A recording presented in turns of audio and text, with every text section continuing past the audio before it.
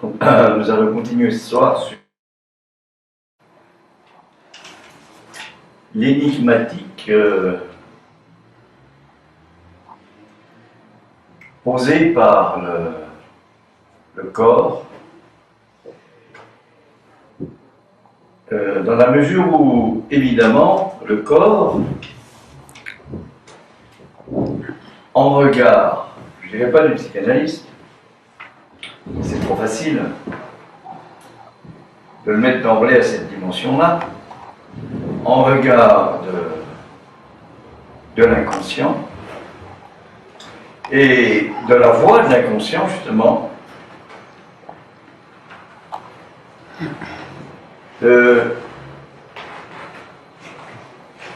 n'est évidemment pas le corps tel qu'il est connu, reconnu, connaissance de telle que l'aborde la médecine, mais aussi bien l'anatomopathologie, la physiologie, la psychologie, tel qu'on peut le voir. Il s'agit du voir.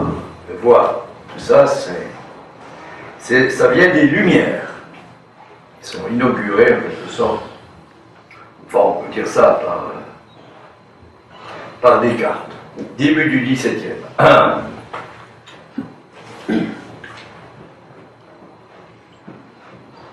Alors, qu'est-ce que le corps?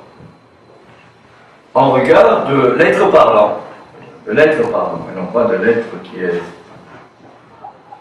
Pour autant que l'être parlant, c'est déjà un être parlé. Il est déjà quand on dit l'être parlant, on s'avance déjà un peu trop parce que le participe présent peut être déjà questionné. Si je dis l'être parlé, ça veut dire qu'on est déjà dans quelque chose qui est fait qui est passé. Bon. Alors, qu'est-ce qu'il est possible d'avancer en regard du corps? Et là, je reviens à ce que je disais la dernière fois. Je prends comme appui l'enseignement de Lacan et ce qu'il a pu dire, ce qu'on n'entend pas beaucoup, hein, évidemment, et notamment vers les années 1970, dans ce quelque chose où il est interviewé au niveau de la phonie, justement, la phonie, ça s'appelle radiophonie. Il est interviewé, c'est pas télévision, hein. Télévision ça viendra après, télévision c'est Jacques Calaminaire, c'est un peu plus tard. Au niveau de la phonie, et où il prête sa voix, mais c'est la voix telle qu'elle est connue, hein, habituellement, et où il répond à un certain nombre de questions. Les questions à ce moment-là qui lui sont posées, tout en sachant très bien qu'effectivement il n'aime pas du tout ça, parce que dès qu'il se met à parler, évidemment l'auditeur a quelques difficultés. Il répond à des questions sur la dimension de la structure, sur la dimension du langage, sur la dimension de l'articulation entre la psychanalyse et puis la linguistique, le structuralisme. Bon, il y a un certain nombre de questions, et notamment apparaît un moment dans justement ce qu'il en est des rapports qui pourraient exister entre la linguistique et la psychanalyse. Là, je me rectifie parce que la psychanalyse ça ne va pas, et le discours analytique, pas pareil, est abordé à ce moment-là la question bien sûr du réel, hein, du symbolique de l'imaginaire, puisque c'est ça l'être parlant, c'est un composé, on ne peut même pas dire triple. C'est pas trois dimensions qui sont juxtaposées, hein. C'est ce qui fait ces trois dimensions ce qu'il est fait 3. Ce qu'il est fait 3, c'est compliqué. On sent déjà qu'il y a quelque chose là qu'on ne peut pas arriver à saisir. Hein. Je me rappelais la dernière fois cette citation de Virgile, la bucolique, reprise par Gide dans Palude, numéro Deus, impare gaudet. Ou évidemment, si on, comme toute interprétation de cette langue dite morte, de latin, tout d'un coup peut jaillir sous l'effet de ce qu'on pourrait appeler la pulsion de mort, mais pas du tout tel qu'on en parle habituellement, au niveau de la pulsion, du pulsionnel, quelque chose qui sort du fait que a disparu le savoir de connaissance. Et donc, numéro Deus impare gaudet, on peut dire Dieu, Deus. Gaudet se réjouit. Numéro du numéro, 2, du chiffre, etc. On peut dire beaucoup de choses. Hein. On peut dire que le numéro 2, numéro Deus, Gaudet se réjouit de l'impare, c'est-à-dire de l'impair. Et c'est comme ça que Gide traduit cette citation, cet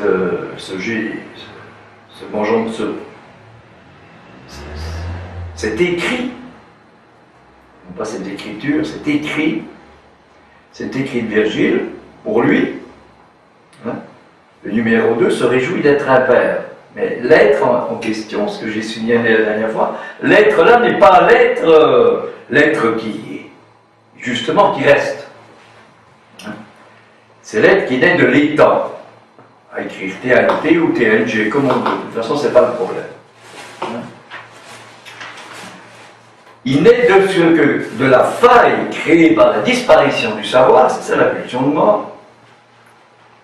Puisque le discours analytique s'est articulé au langage, il est particulé à la phénoménologie, il est particulé à tout ce qu'on peut, tout le senti, le ressenti. Hein.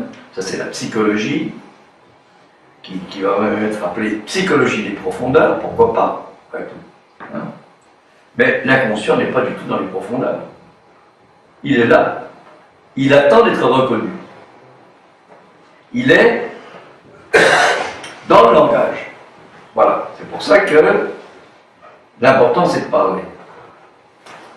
Ce soir, en voyant un petit garçon qui s'amusait, qui a beaucoup de mal avec le fait de parler, mais qui joue aussi bien avec une petite tablette, là, on voit bien qu'un enfant qui a des difficultés avec le langage est tout à fait à l'aise avec une tablette. Ça ne pose absolument aucun problème. Donc le langage c'est autre chose que, effectivement, un code qui fonctionne pour nommer quelque chose. Il y a quelque chose dans le langage, une richesse particulière pour qui peut, alors c'est ce qu'on disait la dernière fois, l'entendre. Voilà. Et c'est comme ça qu'on revient, on va arriver à cette question du corps, et je ne prends plus, comme je le disais il y a quelques minutes, sur la façon dont Lacan est amené à balayer à grande vitesse, je vais dire, toutes les théories connues, en disant l'affect, évidemment, c'est pas du senti. Hein. Ça n'empêche pas qu'il peut y avoir du senti, mais ce n'est pas du senti, puisque le sentiment, hein, et la confusion des sentiments, tout le monde est passé par là, hein, tous, on sait ce que c'est ça. Hein. Eh bien, je vous ai cité, je vous ai marqué, c'est la deuxième citation, c'est incorporer que la structure fait l'affect. c'est un faire qui est d'ordre de la création. C'est-à-dire qu'il y a quelque chose qui va être incorporé du langage. Vous voyez que la langue est riche parce que incorporé, il y a bien sûr le mot corps, mais il ne suffit pas que ça soit incorporé pour que ça fasse corps, ça fasse du corps. Hein? L'idée c'est que, enfin l'idée, l'importance c'est de ce qui fait trois. Ce qui fait trois. Il faut arriver à hanter, pas E-N, hein, H-A-N, à hanter le réel, l'insaisissable qui est le réel, qui est cette dimension du 3, mais qui est aussi la troisième dimension, mais c'est toute l'ambiguïté des choses, hein, qui est cette dimension du 3 pour toucher à ça. Donc, une part du langage est incorporée, ça c'est l'énigme, hein, encore bien plus énigmatique que l'histoire des spermatozoïdes et des ovules qui vont pouvoir donner effectivement un être masculin ou féminin. Hein, on ne sait pas ce qui fait que, on constate. Au niveau des chromosomes. Il y a quelque chose qui va pouvoir être incorporé, propre à chacun, impossible de décider, indécidable, indémontrable. On peut le montrer, on peut dire voilà ce que ça a donné, mais on ne peut pas le démontrer. Indémontrable. Puisque c'est insaisissable, et qui va faire la particularité de l'être parlant et du corps de l'être parlant. Corps. C'est pas le corps au sens habituel, même quand on dit qu'on est. Ça fait corps. Non, c'est encore de l'imaginaire, ça. De l'imaginaire, évidemment, hein, séparé des deux autres. Hein. Et puis, séparé, ça veut dire que ça peut être juxtaposé, mais la question de l'image et de l'imaginaire, c'est-à-dire de la connaissance, c'est quelque chose qui permet de penser, qui permet de représenter. Hein. C'est que si il y a cette portée étroite du réel qui est touchée, alors le réel, le symbolique et l'imaginaire sont, comment dire ça, sont en quelque sorte, on va dire remaniés, mais c'est même pas ça, sont noués, c'est ça l'enseignement d'accord, neuroméen, sont noués de telle façon que quelque chose de nouveau advient. L'affect est dans cette dimension-là. Affecté par le réel. Et puis, en haut, j'ai mis une citation un peu plus développée, qu'on a déjà. Le corps, alors, la citation exacte, c'est le corps à le prendre au sérieux, dit le corps. Il parle dans ce. Et d'abord, ça montre bien que ce qui compte, c'est l'incorporation. Ça, on ne sait pas quand ça se passe, on ne sait pas. Ça n'a rien à voir avec les stades, etc. Hein. Peut-être que la psychose, c'est ce problème de l'incorporation. Hein. L'autisme, on l'a dit. Hein. Et d'abord, ce qui peut porter la marque propre. La marque propre à chaque être parlant, à le ranger dans une suite de signifiants. Vous voyez, le corps a à voir avec le signifiant, à voir avec la suite de signifiants, à voir avec ce qui peut porter la marque, à le ranger dans une suite de signifiants. Patauge, là, c'est pas simple, hein. C'est plus que de la poésie, c'est de la poésie au sens où c'est les mots, la citation. C'est les mots qui dirigent. C'est pas celui qui écrit ou qui parle, qui utilise les mots pour bricoler du sens. C'est l'inverse, là. C'est les mots qui.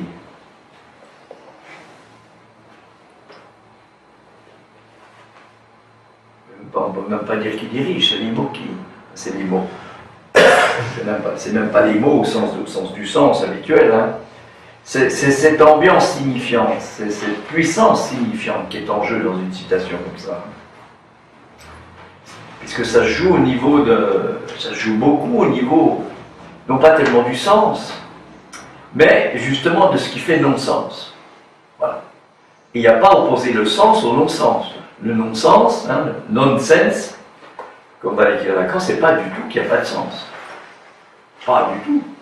C'est un monde particulier, celui de la signifiance. Bon, j'en ai déjà pas mal dit là. Et c'est là que se joue la question du corps. C'est là que se joue la question de la voix. C'est là que se joue la question de l'inconscient. Ou pas. Et c'est là que l'être parlant, évidemment, peut, c'est-à-dire qu'il est possible, peu s'en faut, qu'il ne défaille. C'est-à-dire qu'il fasse un lapsus. Hein. Quand un néologisme le parcourt, c'est-à-dire que quand quelque chose vient de traverser, peu s'en faut qu'il ne défaille. Alors ça veut dire quoi ça? Ça veut dire qu'il défaille ou ça veut dire qu'il peu s'en faut qu'il ne défaille? Ça veut dire que c'est possible. C'est possible. Si, effectivement, ce qui ne cesse pas de s'écrire ou de se dire, cesse. Pas la pulsion de mort, cesse.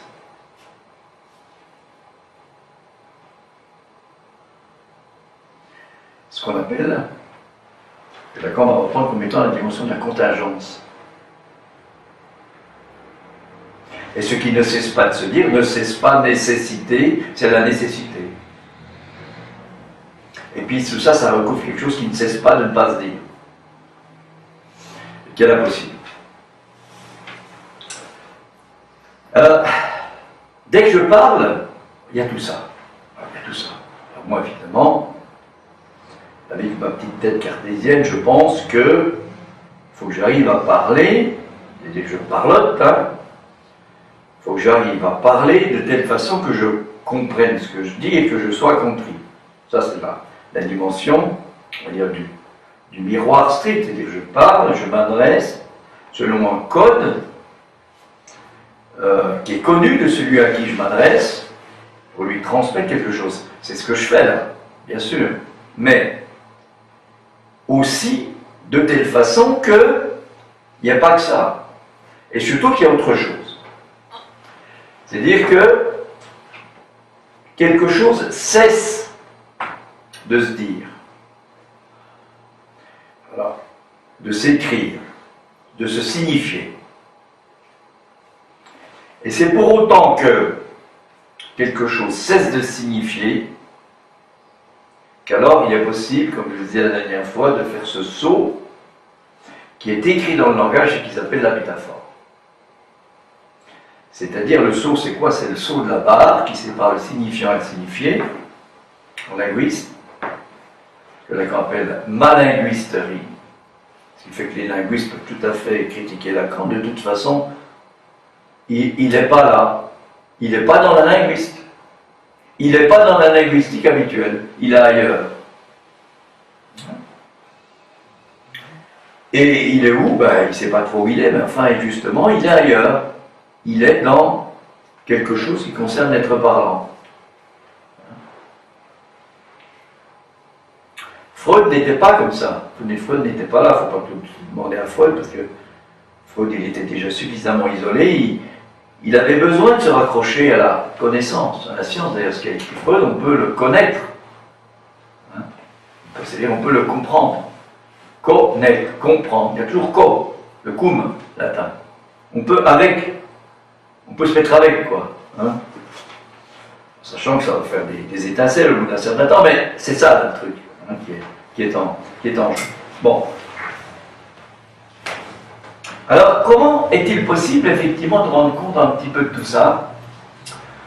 Parce que ce que j'avance, évidemment, c'est quelque chose qui va pas de soi, bien sûr, et qui est c'était un peu d'actualité il y a 30-40 ans, quoi. Mais je crois que c'était pas tellement d'actualité, parce que c'était rabâché, comme ça.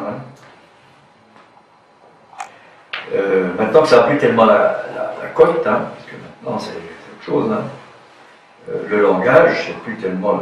Maintenant, il faut aller piquer dans le cerveau, on dit rien, hein, pour que les gens ne souffrent plus, etc. Ça n'a rien à force. Hein. Puis après, il y aura des procès parce qu'ils ils attendent que ça, hein. La justice, elle attend ça. Hein. Elle sert à ça. Hein. À servir ceux qui veulent du sens. Le code, c'est ça, le code civil, pénal, c'est du sens. On va pouvoir le bricoler de différentes façons, bien sûr, il y aura des avocats. Mais, moi, quand je faisais mes études, j'étais assez étonné. Je me disais, mais comment se fait-il que, ça ne va jamais vraiment travailler ça, comment se fait-il que quand on a fait lettres classiques, on est avocat? C'était assez fréquent, c'était un truc, c'était pas spécialement les gens qui étaient bons maths qui devenaient avocats. Ben voilà, il faut savoir bricoler les mots, le sens des mots. Pas la racine, c'est fini. Il y a peut-être encore un peu comme ça, mais maintenant, c'est dans ce théâtre, le palais, c'est autre chose. Bon. Alors, je reviens donc sur la question du signifiant, parce que derrière tout ça, il y a cette dimension de la signifiance. Signifiant. Et le fait que ça ne s'apprend pas. Ça ne s'apprend pas, le fait de ne plus être aliéné dans le miroir, là, dans l'image, c'est-à-dire dans le sens, dans le code. C'est-à-dire de comprendre, hein, tout est basé là-dessus, l'anamnèse, tout ça. Hein. J'ai rien contre. Hein. Mais c'est très embarrassant après quand on a ça dans la tête, hein, parce qu'on comprend, justement. Et c'est ce qui est demandé par ceux qui dirigent, parce que c'est comme ça qu'est fait un dossier, hein, ça ne peut pas être fait autrement. Hein. Bon. Eh bien, est-ce qu'il est possible, qu'est-ce qui peut bien arriver à un abruti comme ça pour qu'un jour il se mette à entendre quelque chose d'autre? Qu'est-ce qui peut bien lui arriver? Qu'est-ce qui peut bien lui tomber sur la tête? Hein? Puisque, effectivement, ce qui compte, c'est que quelque chose défaille, le sens défaille. Et j'insiste bien, c'est pas qu'il n'y a pas de sens, c'est qu'il y a du non-sens, non-sens. C'est joint le non et le sens, c'est pas non et puis plus loin sens, nonsense. Je connais pas bien, je connais pas suffisamment l'anglais pour savoir ce qu'il veut dire Lacan, comme c'est bien l'anglais, quand il faisait référence à ça, mais enfin, de toute façon, on voit bien que c'est pas quelque chose de simple pour y arriver avec tout ça. Néanmoins, la façon que je vous propose pour aborder, évidemment, cette question de la signifiance, ce que j'ai appelé cette année la voie de l'inconscient, à écrire VOIE ou VOIX, comme on voudra, c'est pas tellement le problème. Moi, je l'ai appelé VOIX, mais enfin bon, ça peut s'appeler autrement. Hein. C'est non pas de jouer avec les mots, ça, c'est encore du maquillage, hein. C'est je m'avance masqué. Hein. Quand je monte sur la scène du monde, je m'avance masqué, comme l'écrivait Descartes en latin, larvatus prodeo, je m'avance masqué, larvatus prodeo. Il y en a beaucoup qui ont équivoqué, prodeo c'est devant Dieu, etc. Bon, pourquoi pas? Mais c'est je m'avance masqué. Voilà. Larvatus. Larvatus, c'est ambigu parce que qu'est-ce que c'est que cette larve-là? Qu'est-ce que c'est que ce truc-là?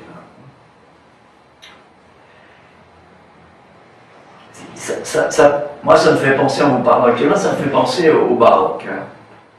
C'est-à-dire à cette espèce de ruissellement qu'on peut voir, hein, il suffit d'aller notamment en Italie, là, hein, dans les églises, hein, qu'on peut voir sur les sculptures, sur les peintures notamment, hein, ce ruissellement de quelque chose. C'est du mouvement, c'est du ruissellement.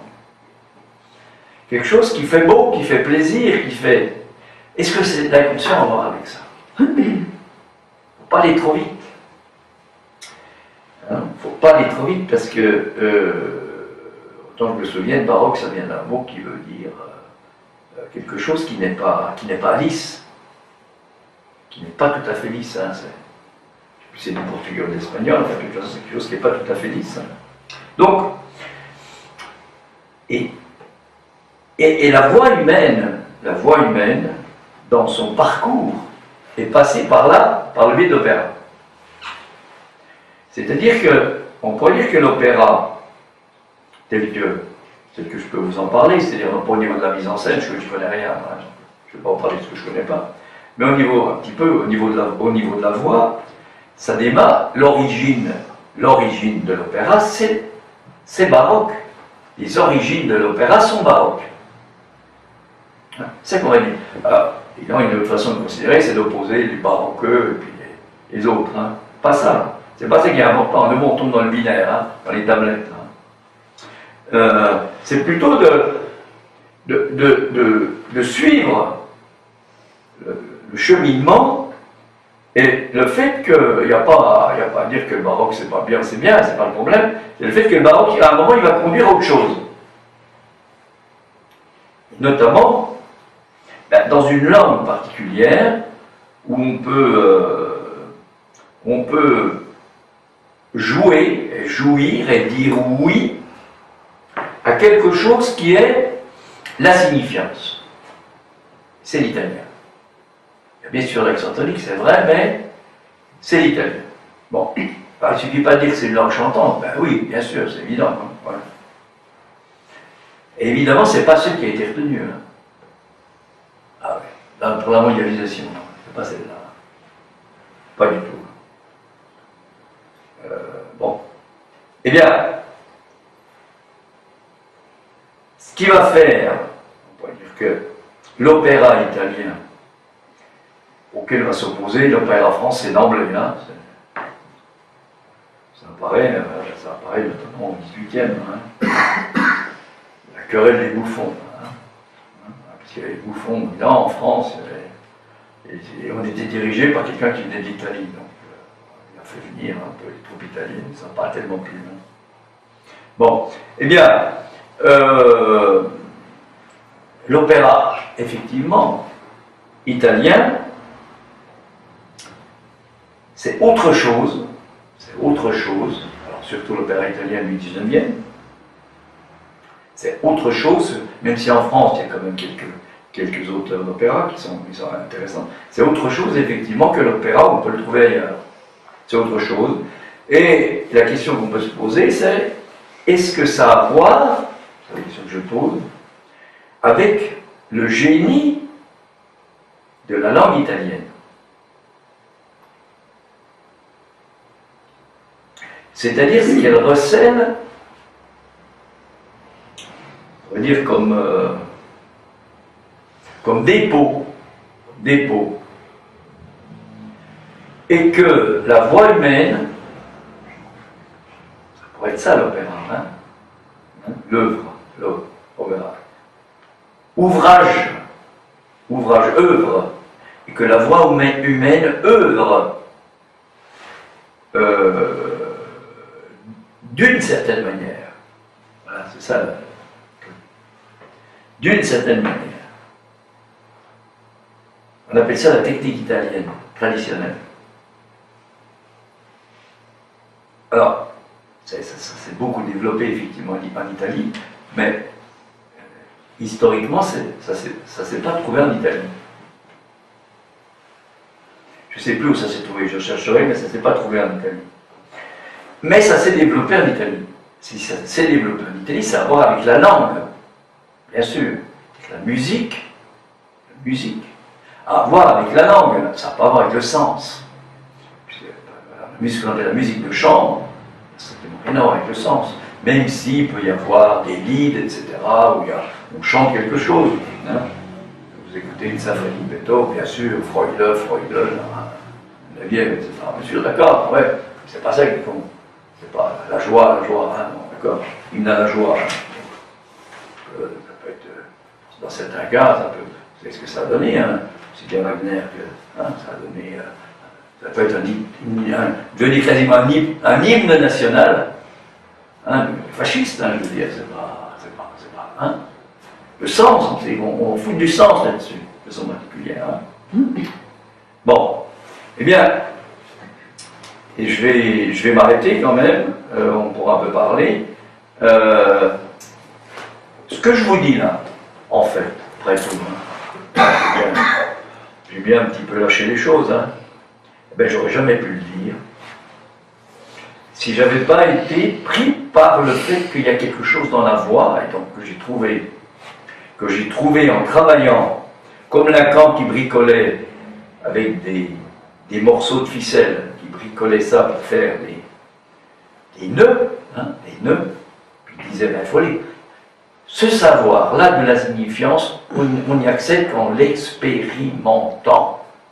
On ne peut pas l'apprendre. On ne peut pas l'apprendre comme on apprend tout ce qu'on voudra, toutes les connaissances.